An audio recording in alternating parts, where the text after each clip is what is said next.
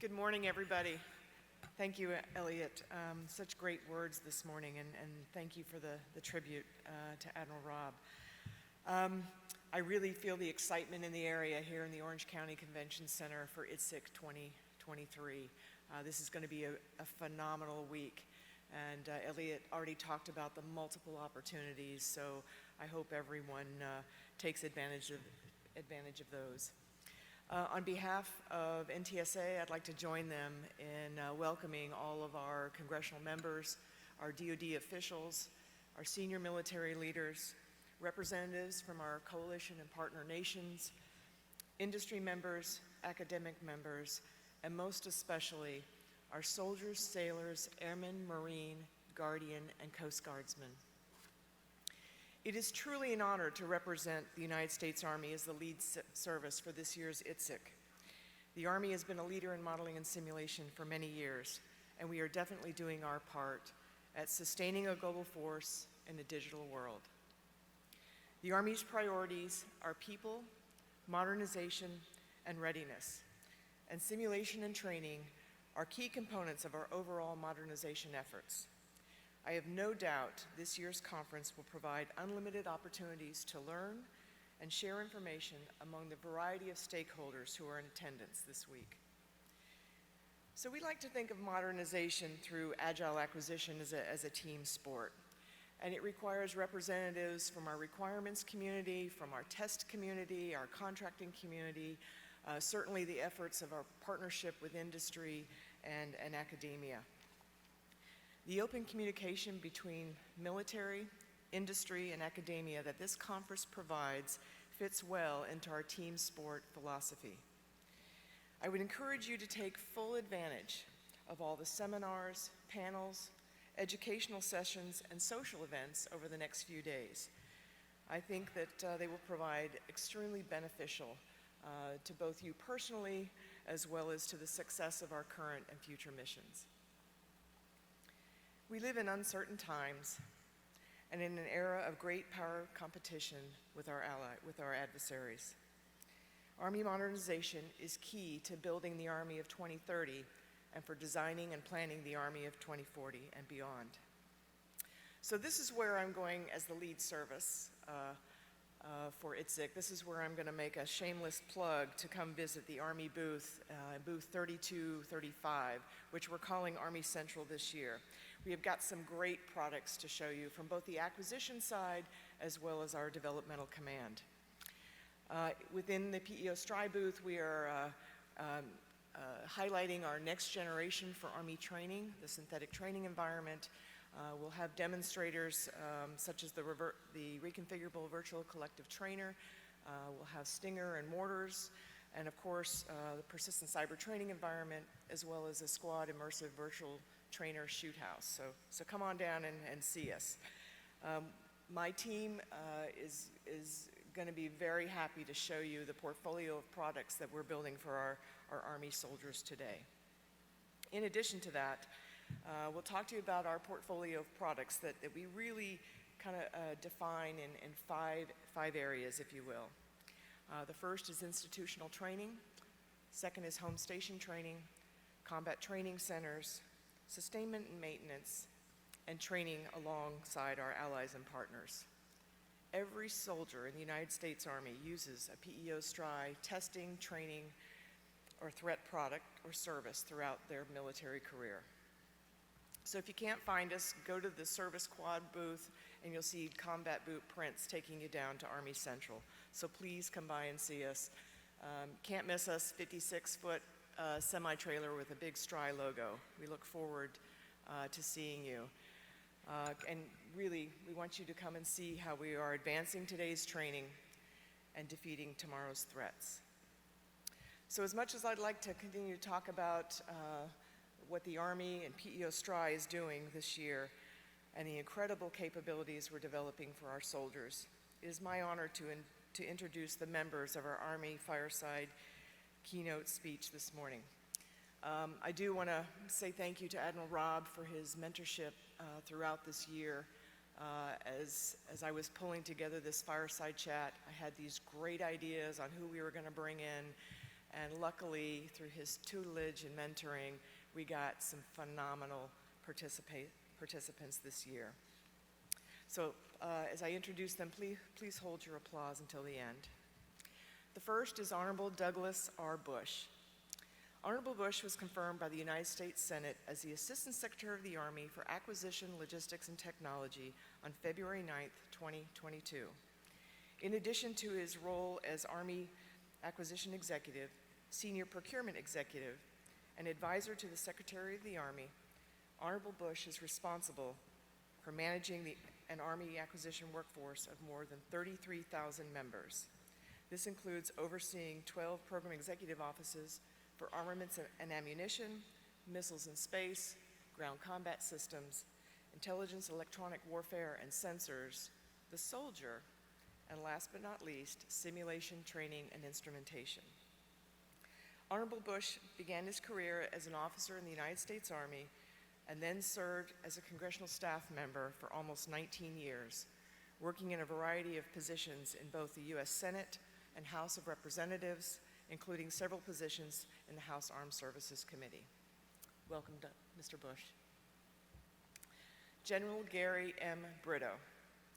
General Brito assumed duties as the 18th Commanding General, United States Army Training and Doctrine Command on September 8, 2022. He is responsible for building and sustaining a highly trained, disciplined, and fit Army by acquiring the best people, training the most lethal soldiers, developing the most professional leaders, guiding the Army's culture, and shaping our future force. General Brito's distinguished career includes serving as the Army's Deputy Chief of Staff for Personnel. He's also served in a variety of command positions and has multiple deployments to Iraq and Afghanistan. Welcome, sir. The Honorable Katrina Mcfarland. Our moderator this morning is Honorable Mcfarland.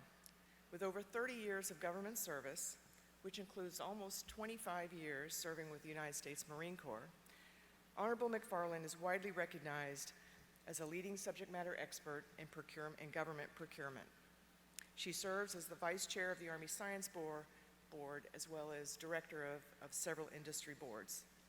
She is the former Assistant Secretary of Defense for Acquisition and has served as an acting Assistant Secretary of the Army for Acquisition, Logistics, and Technology. Welcome, Ms. Mcfarland. Ladies and gentlemen, please join me in welcoming Honorable Bush, General Brito, and Honorable Mcfarland. Thank you. Okay, can you all hear me? What a fabulous crowd. I'm so honored to be here and especially honored to be able to moderate for these esteemed gentlemen and their team of Army going for training and making sure the Army soldiers are ready and supplied. I'm going to echo for a moment the earlier discussion about Admiral Jim Robb. What a loss. I understand some of his family will be here, and I want to pass on our respect to them and gratitude for his service. And I understand this has been dedicated to him, rightfully so. My personal experience with him was just recently, where he helped advise me on what to ask our panel members.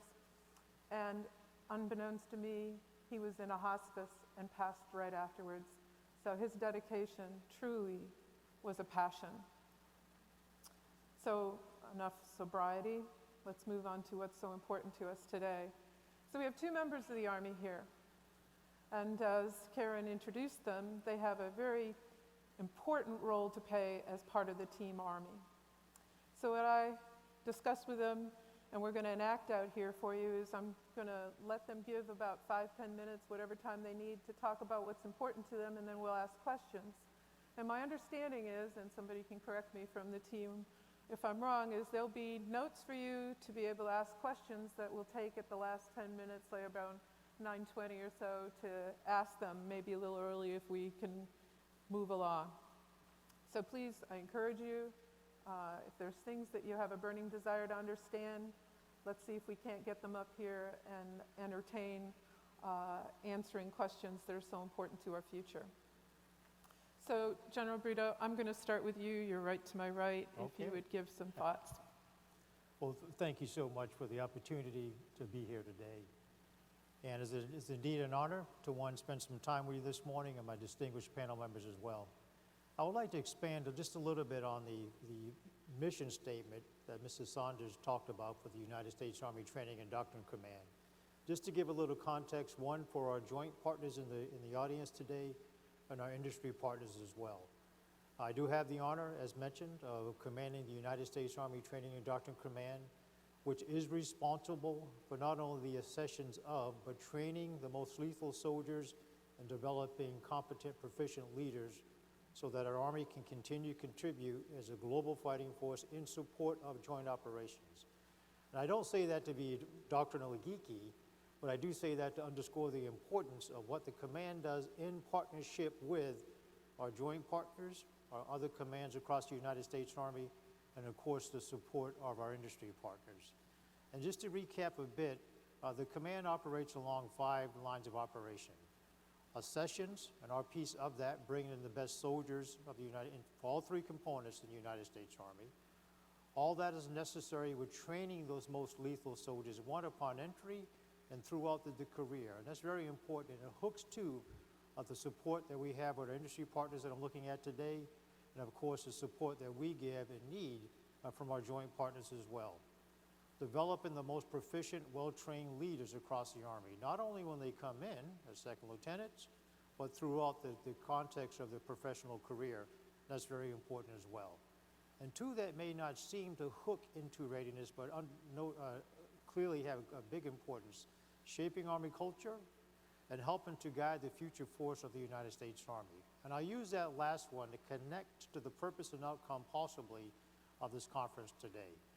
And that, what I would like to mention, I was mentioning some of the opening remarks, a lot of what we do is very much a team sport and future force development of the United States Army, and I'm sure the other services can relate to that as well. The acquisition, the working with our industry partners, clearly defined, precisely written requirements, which would be as important to our industry partners as well. And unique to what the command does, working with our other ACOMs, or other Army commands, the integration of our, I'll throw the first acronym out, the integration of our Doctrine PF, the Doctrine, Organization, Training, Leader Development, People, Facilities, and of course material. And material can be looked at as a big M and a small m, and we'll talk to that, I'm sure, throughout the context of the panel today. So leveraging all those capabilities, working with our sister services, working with the other commands across the United States Army, and of course our distinguished Army civilian staff, and clearly working well-defined requirements for our industry partners, allows us to develop and maintain the readiness in the Army that we need now, working part of the Joint Force as well. And as mentioned in the opening remarks, focus on the requirements of Army 2030, which in many respects is next week, and of course developing the concepts and capabilities we need for 2040 and beyond. So with that, I look forward to the opportunity to speak to you the rest of the morning. Thank you. Thank you, General. Honorable Bush, your thoughts. Sure. First, welcome everybody. You're getting a healthy dose of Army early in the morning in large quantity. It's kind of the Army way. But really glad to be here. It's an honor and thrilled to be here with my joint colleagues. So they don't always gather us in one place too often. We normally have separate conferences in DC, so it's great to have a joint one here with our teammates in the Joint Force and OSD. So let me talk briefly about the context of overall Army equipment modernization, and then a little bit more about focus areas in the training domain. So the context is really previous administration initiated a large number of modernization programs with a goal of trying to, over time, fundamentally and rapidly modernize Army equipment in a new direction to reshape the Army for its role against the threats we face today. This administration, we've largely carried on that plan because it was a good one, including, I'll get to it, the great work going on, a lot of really awesome success stories, quiet success stories in the training domain. But that overall effort focused on additional, for example, long-range fires, air and missile defense, network, soldier lethality, we've now built upon that and training. We've now built upon that to start adding some other things. So you may have seen a new focus on logistics and contested logistics, a new focus on intelligence gathering, a new focus on cyber. So the plan is on track. We are doing well overall, not without its challenges. And industry, we have to work with industry, and we are working well. But I'm happy to take criticisms or ideas or thoughts when we get to the Q&A about what we could be doing better. So that's the big picture, and the Army is committed serious resources to this and remains committed to it. So within the training domain, we've got 3 major efforts, and then within each one there are several parts. So first of all, the umbrella idea of the synthetic training environment was one that the Army worked on before I arrived. We've continued, that tries to coordinate and synchronize development of a range of different training tools, all the way down from individual soldier systems to collective training at the division and higher levels. All in a synthetic environment, all connected, all using the same data, all able to work together seamlessly. So that compares to the past, where we have terrific training systems today, but they've been kind of cobbled together over time. We make it work in true Army fashion. We overcome the discontinuities with just brute force, and our folks do great, but we want to make things easier for our leaders and our commanders and our soldiers. So that overall effort runs a wide gamut, but it includes everything from new training devices all the way up to, like I said, mass collective training. Another major effort going on is a new focus on providing training at an enhanced level for intelligence and electronic warfare. So recognizing that those 2 areas and those 2 domains are more important than ever, fighting against potential sophisticated enemies with like capabilities, the ability to actually train those soldiers to do intel and EW at a high level of fidelity has always been a challenge. It's difficult to replicate those environment, always has been. My other services wrestle with the same challenge, but we're on a path now to develop a new system to allow intel and EW people to train at a high level of fidelity in a simulated environment. And another I'd mention is cyber. So the persistent cyber training environment, here again, a very difficult thing to train, because the first of all, sometimes classification levels, but also the ability to have a representative threat that is truly challenging to an operator has always been a difficult one. But this new effort, I think, is making great strides to actually having a cyber training capability that is meaningful and challenging and something we can adapt over time. So that's broadly what we're doing in the area of developing systems for General Brito and his terrific team to actually train the Army. That's our role in acquisition. We're a support element. We are here to support the Army. It's a team, and we are doing our part as part of that team.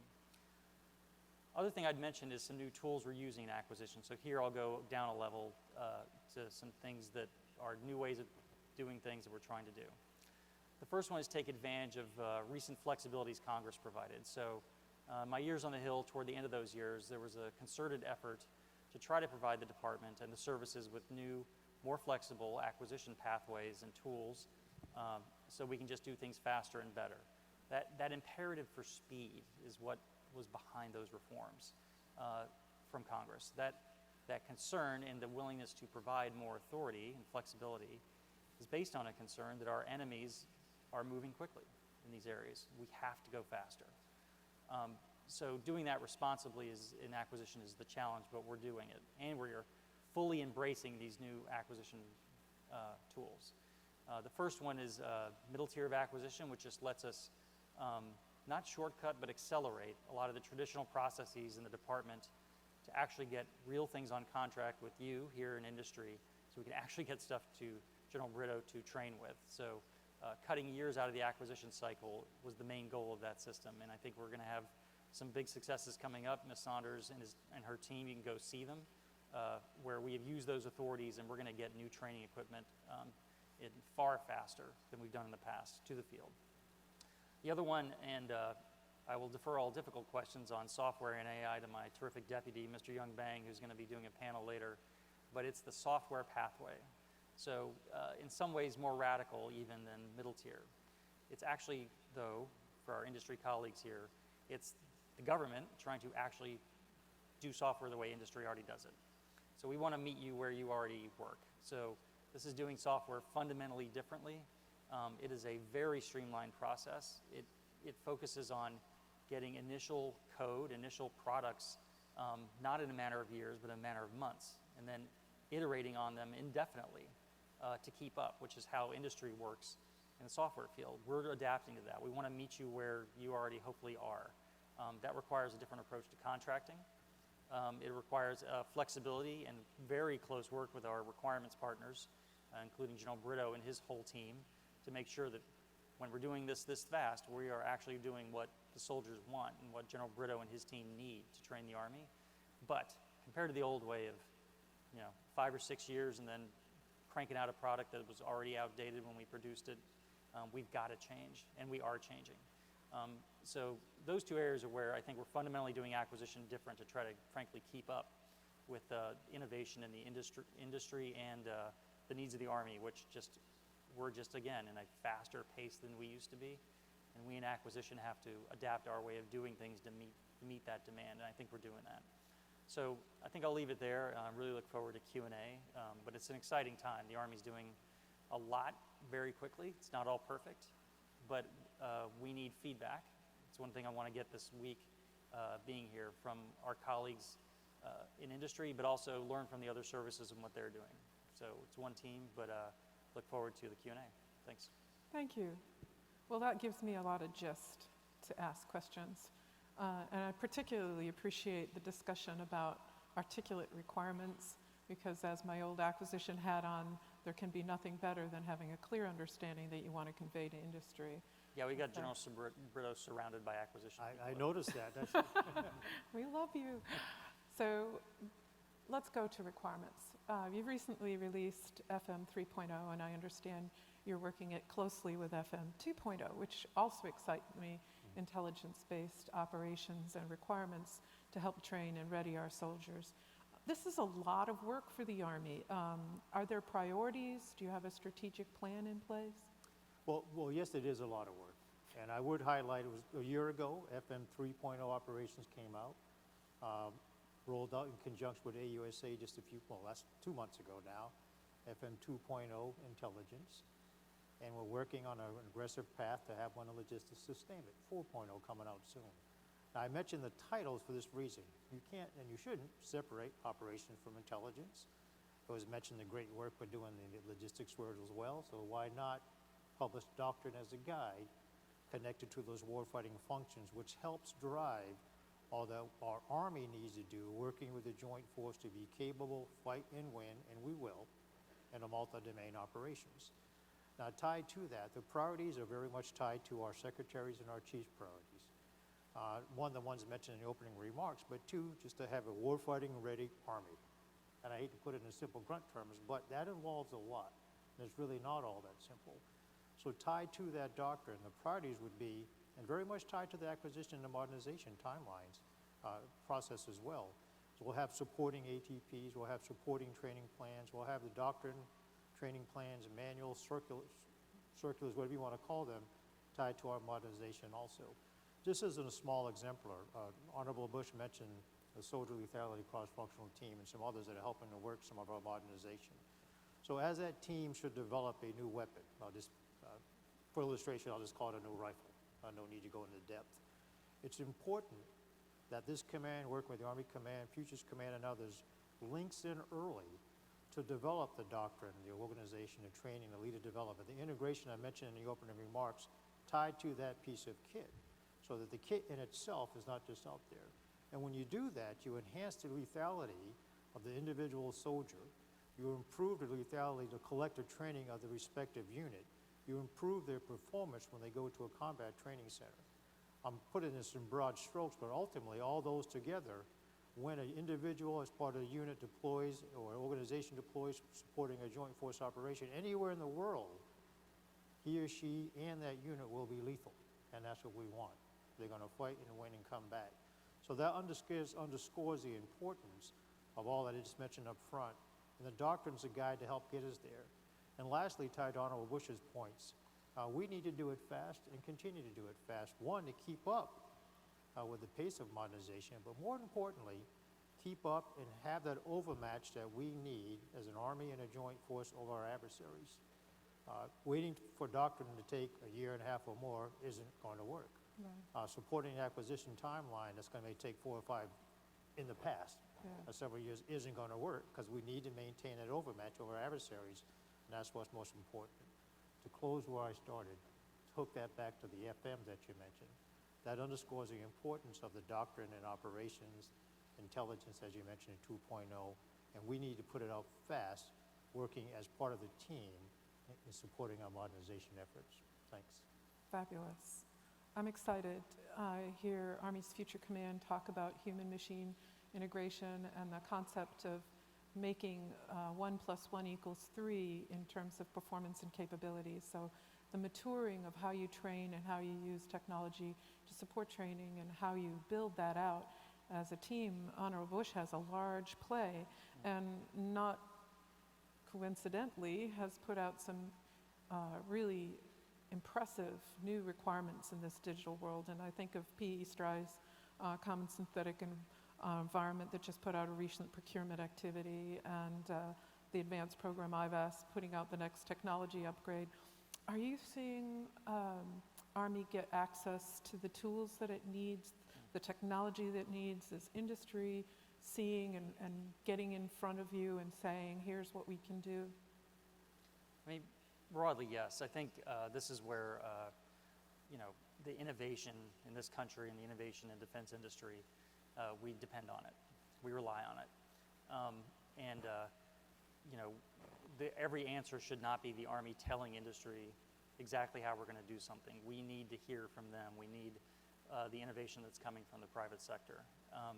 And I think we're getting that. So broadly, yes. I think the challenge the Army has is just, as always, it's just resources. How do we allocate resources to modernize quickly while in this area of training, for example, while trying to do everything else? But to bring it back to General Brito's point briefly, and it's absolutely true, the Army doesn't send equipment to war. We send units of soldiers with equipment. Everything has to be built around a formation that has a mission to do, rather than a piece of equipment.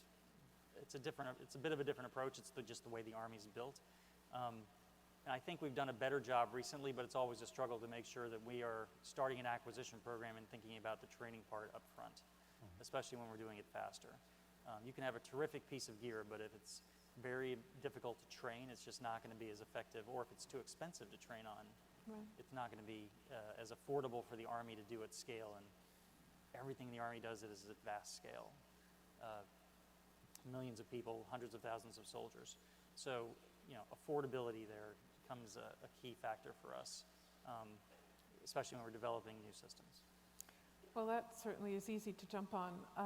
One of the challenges, I think, with a huge organization, as you speak, is not just the affordability, but the mass, the scale that you need to represent in order to effectively get a soldier trained appropriately. And I think, General Brito, that synthetic training environment is obviously a place where you can capitalize on it. What do you think about the synthetic training, and how does that help you execute your doctrine and give you feedback for the building of additional requirements? Well, certainly. Before I go specifically to that question, you mentioned the challenges of mass. I would like to offer what we've learned, one, working with our partners and across the other services and the other commands within the Army, is the value of collaboration, clarity of what you need, and then sometimes experiments where you can test with a certain brigade or platoon on a capability and see if expanding that level of mass works, for one point. The great value of synthetic training environment, it pulls together the outcomes of live, virtual, constructive capabilities that are important for our United States Army and our soldiers. And I would offer this up the same for a joint force. It allows you to test capabilities in a synthetic environment. And I'd like to also mention, we have a bazillion young soldiers that join the services, young service members that join the service, of course, soldiers that join the Army. These young soldiers, I've noticed, just unique to the command, get it. They pick up on the virtual capabilities. Joysticks and keyboards are not a challenge. So why not leverage the technology that can come with a synthetic training environment, and it helps you build up towards, one, going to combat, larger scale operations, the CTC operations, and you can enable it to get better at home station training. So just put yourself in a setting, you're in a sim center at Fort Itsec, so doesn't matter where you're at. So what the STE can give us is the terrain reality of any part in the world in that training center. You can see it. The capabilities that a existing or a future piece of equipment can give you, and you can attest on that in that training environment as well. Part of a gated training strategy gets you to a dirt training scenario. Not in of itself. You can kind of build, you can build on each other. The capabilities that can give a platoon or a battalion commander, a company commander, to pull in all the enablers that he or she may have when deployed in a synthetic training environment.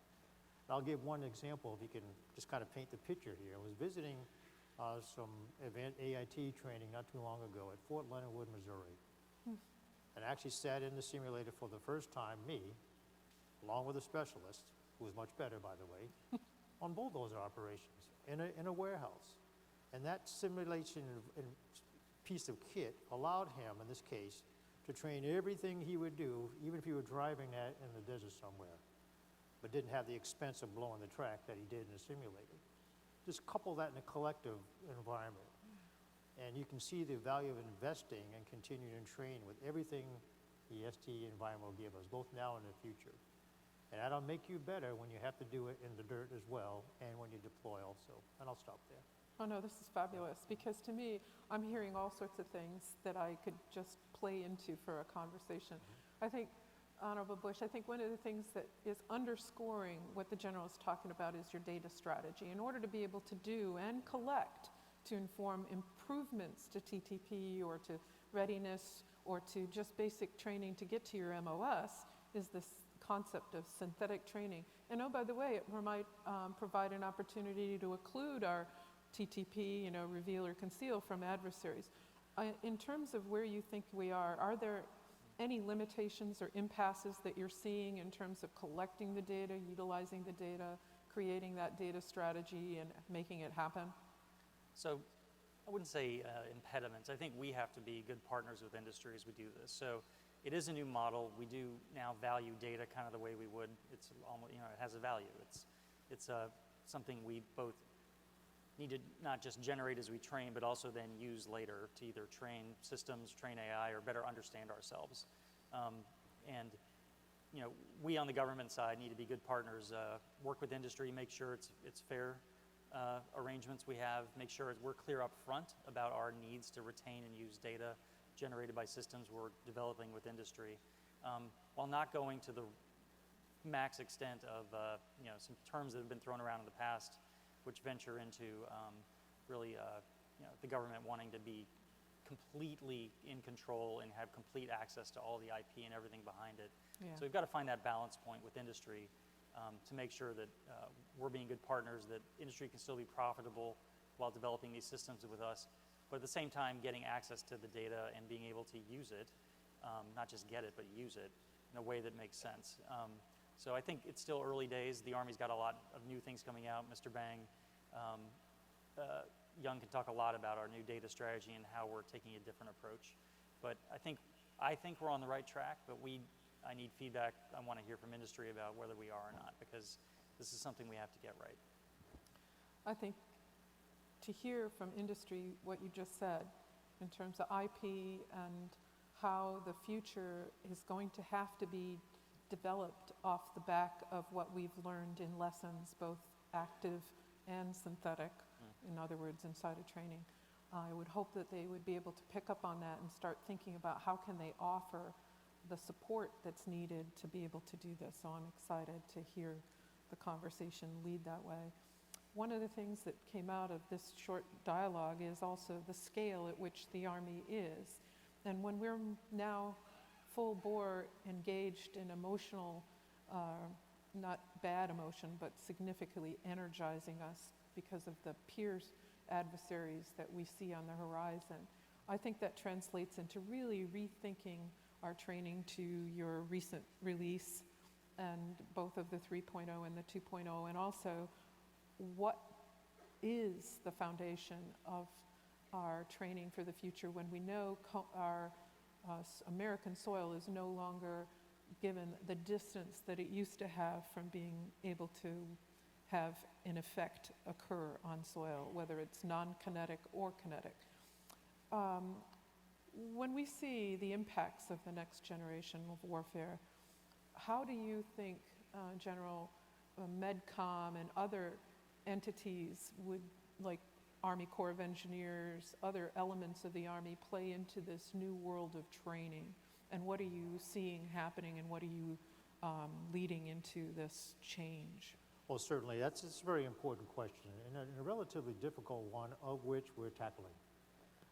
So specifically on those commands, I want to back up a little bit. It's extremely important. I'm not tying this to the doctrine. I'll call it old school thinking. Is to fully understand the threat capabilities of what our adversary can do. And as you mentioned, whether it may be kinetic or maybe non-kinetic. It may be the impact of information operations. It may be what cyber can do to you without pulling a single bullet. And then the extended reach both ways, both for us as a joint force and the adversary as well, in this multi-domain, multiple MDO environment. Mm-hmm. So what you may be touching on is the mass and scale of, one, how we conduct medical operations to a scale we might not have seen before. Same with replacement operations. And all of that can be, and it brings in the value specifically to your question, when you receive the input of the Army Corps of Engineers, the Medical Command or Medical Center of Excellence, those that work personnel, then bring in their insight, and you develop training scenarios, all of which can be replicated, the threat capacity that I just mentioned. It could be in a DIRT CTC rotation, it could be in a simulations environment, it could be both. It could be, and it is, in this respect, the warfighting exercises that we give for divisions and corps to replicate our capabilities against those replicated threats. So the conveniences, for lack of a better word, that we may have had in projecting forward may have changed. The ability of our adversaries, either kinetic or non-kinetic, to impact our ports of embarkation on this side of the pond is something that we must consider. And I know as a service, Army, and I know the Joint Force as well, through some of the experimentation and warfighting exercises we're doing, are replicating what that could be. Someone playing the red team. My own unit, TRADOC G2, helps to do that. Matter of fact, just recently did that supporting a naval exercise. So you can see the extended, replicate the capabilities of our adversary, and yet ours as well against them. And that's extremely important at this point. And I actually hope we never have to see a large-scale casualty operation or personal replacement. But we must train for it at scale at home station training and our combat training centers, and much larger in our warfighting exercises and experimentation and our joint exercises as well with our partners. And one last comment, if I may. It's equally as important, and this ties to Dr. Honorable Bush's comment, and sharing the requirements with the industry of what we may need to offer that level of clarity, to help us maintain that overmatch.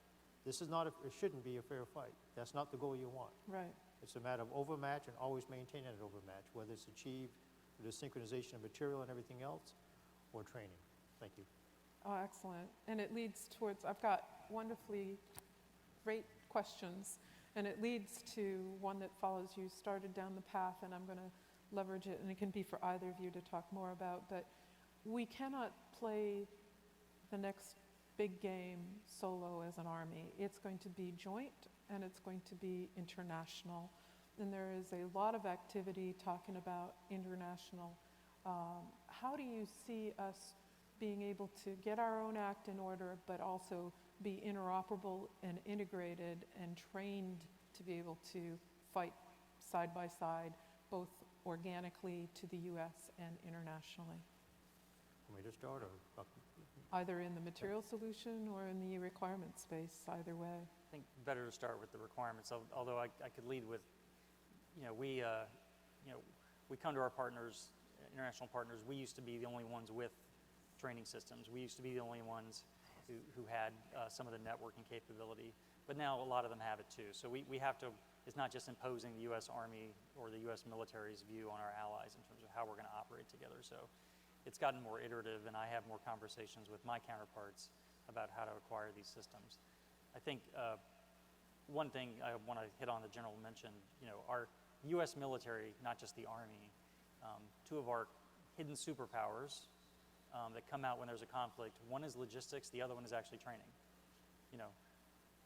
We show up with logistics at scale, and more importantly, highly trained people, and you see the difference on the battlefield.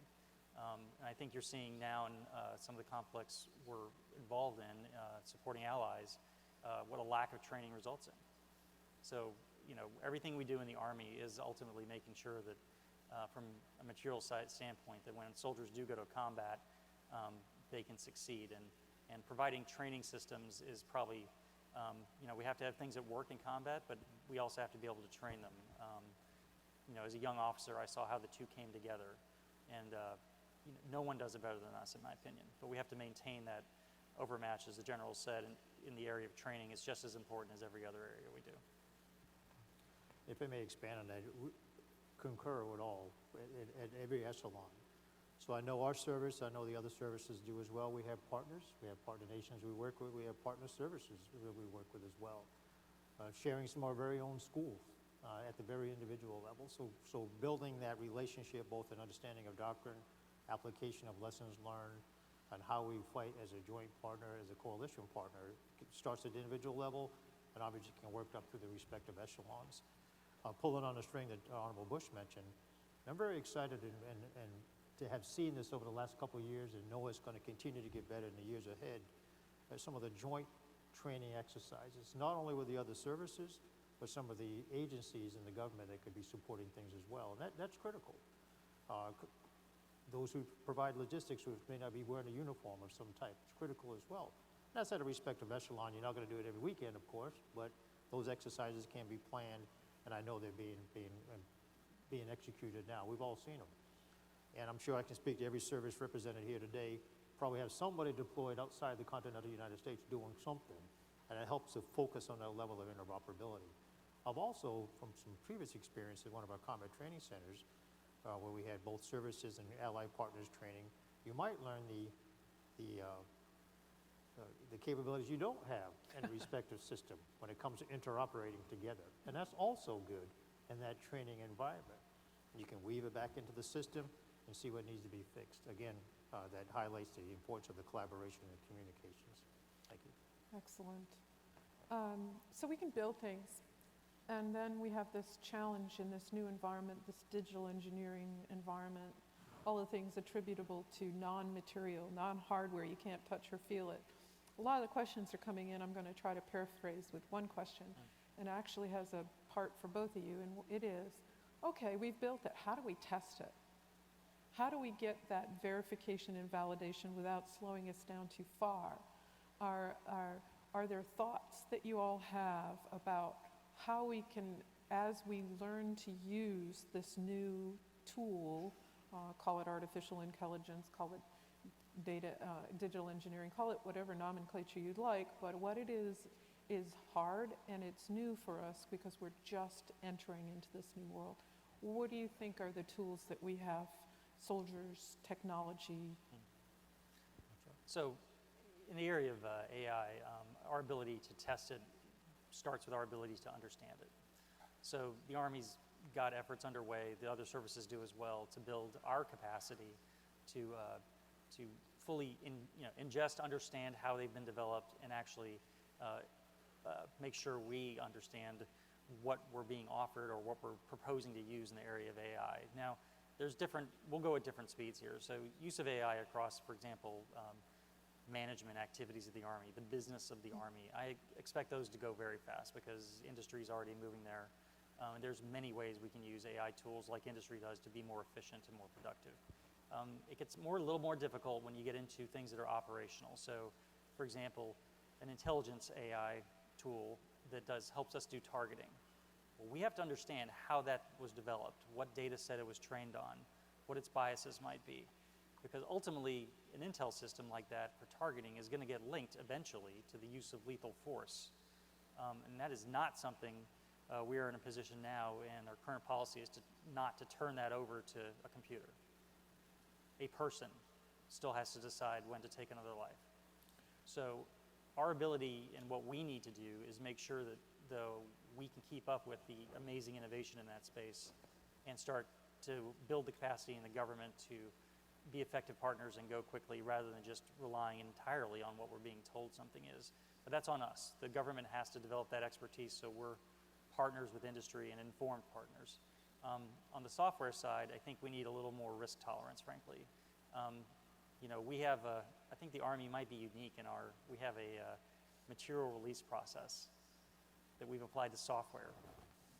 Sometimes it makes sense, other times it just doesn't, and we need to take a little more industry approach to where we get software out. Kind of the testing often happens with the operational force, not an artificial test environment. We have to be comfortable with that. We can do it right way. We've done it on several new big software initiatives where we roll it out in stages rather than trying to test it perfectly. So I think we just have to get more comfortable with doing it, testing differently. You're never going to be able to test all the certainties. One caveat to that, and we are making strides here, is cyber testing, just to make sure what we're providing soldiers is secure. So that is something where, working with industry, I think we've got an ability to use advanced cyber tools to make sure we're testing things in advance of them going to the field. It does take time, but we have to do that because, you know, a private sector system that's got some cyber vulnerabilities can be an inconvenience, but a system that's going to go in the hands of soldiers who would have to go to combat potentially, it's not an inconvenience. Now it's a risk of their life. So we have to be as good as possible at that early and upfront. I think your point about the advancement and the speed at which this is happening is really critical. And it's in particularly, I think the word conflab was used earlier in a dialogue, and I love that word, so I'm going to use it.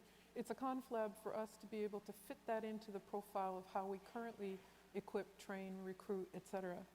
And I would like to think that we have a path for taking a look at what tools that can we appropriately use in the terms of our ethics, morals, the way we think as a nation, and still be able to keep up with what's coming.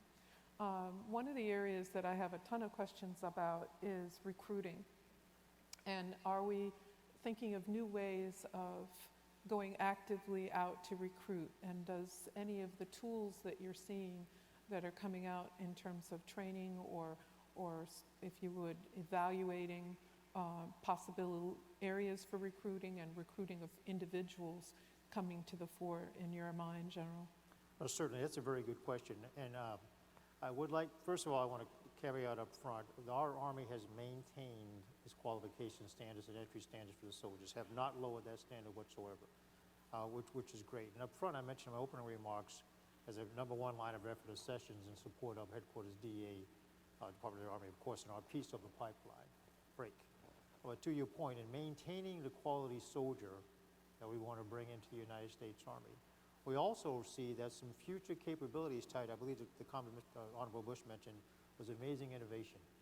So we realize now, both in the current force, that we need to step up the game a bit, and we are, in training some data literacy components, the need for coders and software engineers and others out there in the force today to maintain that fighting edge. Fast forward to recruiting, specifically tied to your question. We also know and assess, based off known requirements and forecasting future requirements, the type of soldier that we need to bring in. That could very well mean, and we're doing this, on college campuses and other places, recruiting or cyber fairs of some type, the type of soldier that shows that propensity and skill to come in and do that job.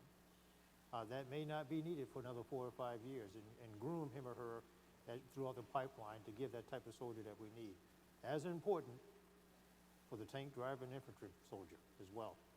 Well, those future force capabilities that are known now, and they come out in that team sport analysis, allows us to go out and recruit that type of soldier that we need. I'd like to tie one other point to that. When they're in, they go through basic combat training, AIT as well. It's as important for this command, training and doctrine command, I'm sure the sister services do it also, to update the training that we give them to be proficient on that system, to be retrained and recertified on that system, and perhaps forecast what's going out in that system. It could be a lethal piece of kit. It could be the next software system of the future, and all that needs to be trained as well. So this is very, I like to say oversimplified it, but it's pretty complicated. And not only bringing in the quality soldier that shows the propensity and that talent, but reinforce and build that talent throughout his or her enlistment or their career. Excellent. I only have one question, and I'm trying in my mind to pick out which one of these fabulous questions makes the best sense to ask. Let's do the speed round. Come on. We got it. I would like actually to give you both gentlemen an opportunity for last remarks, and I think it would be best if we could take a look at it through the future lens and through the concept of small business and large business teaming, because I think a lot of the training advances are being made in software and tools that are new, and you're involved in them. And I think Project Convergence is an area where we're trying a lot of activities out in this new environment. So I'd like to give you both a couple minutes to sort of say what your thoughts are to industry and to the population, because we've got a mix of both international, government, and industry people here. Sure. First one, I want to circle back on something I mentioned.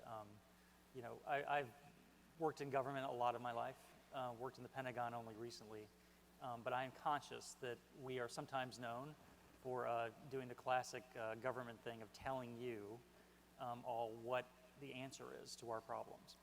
That shouldn't be the case, especially not in this field, and especially not in anything digital. We need to take advantage of the innovation in the private sector in this space.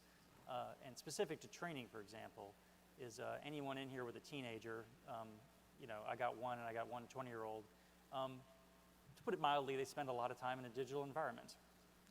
They spend a lot of time gaming. That's a good thing. And their expectations are pretty high for when they join the Army about what experience they're going to have with training. But all of the private sector innovation behind that, we need to leverage into our training systems, because no, it's not gaming, it's training, but there are links between those two worlds, and we have to bring them together. There's amazing innovation we should take advantage of. So that'd be number one. The other one is we in the government need to be a good partner. We are, I know, a demanding customer. We have a lot of rules. That's not all our doing in the executive branch. I get a little help from that on Congress. But some of those rules, for example, with contracting, thank you for your patience, working with us. But it's the American people's money, so yeah, there's going to be a little more rules. But we need to be good partners with you to make sure we can contract quickly and get things moving at a rate that's relevant to your business. And I think what we need is feedback on just how we can do that better. We are trying to be more streamlined. We are trying to use new tools. But at the same time, we need your partnership in industry to both give us ideas on what we can do better, but also tell us how we can do things better. Because America's great innovation engine is the private sector. It is not the government. And we need ideas. We need energy. We need new things. We need to be critiqued the right way, so we are better partners to work with industry, not working at cross purposes. So if I have one big message that underlies a lot of what we do, trying to do an acquisition, is that we have to do this together. The government can't do it all alone. And then to bring it back to this area of training, I think there's enormous potential for us to leverage great work going on in the digital space in particular, so that we don't have, we don't have to start everything from scratch. We should be able to build on what's already out there, and I hope that's happening. Thank you. Thank you. The only thing I would add to that, and I think the composition of this audience shows the amazing opportunities we really have, both in uniform and industry partners, and of course those representing the respective staffs of the services. You asked an earlier question, ways to continue to train that. And I'll give this through my operational lens, because I'm obviously in the Army here. But the value of communications, the statement we made a couple of times throughout this, the teamwork, you can lay out soldier touch points to test respective capabilities.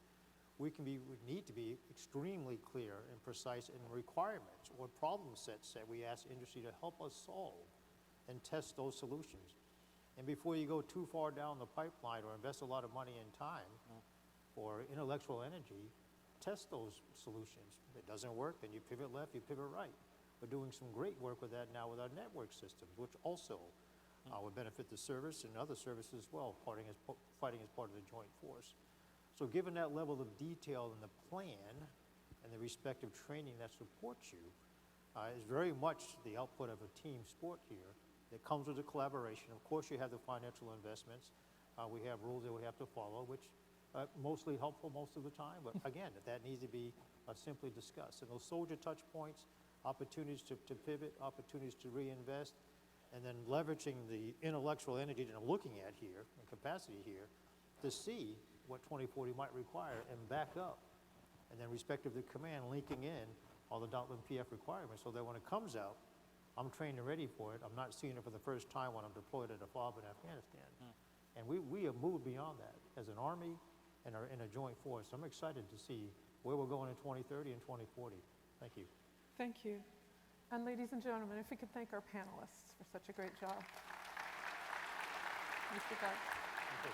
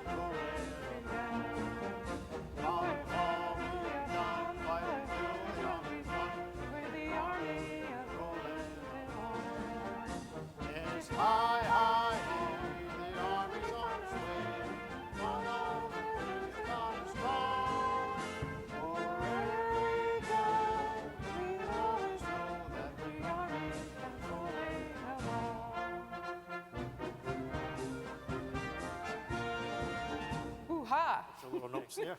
Thank you, Doctor. Appreciate it. Thank you, Mr. Bush. Thanks, Hank. Thank you, gentlemen.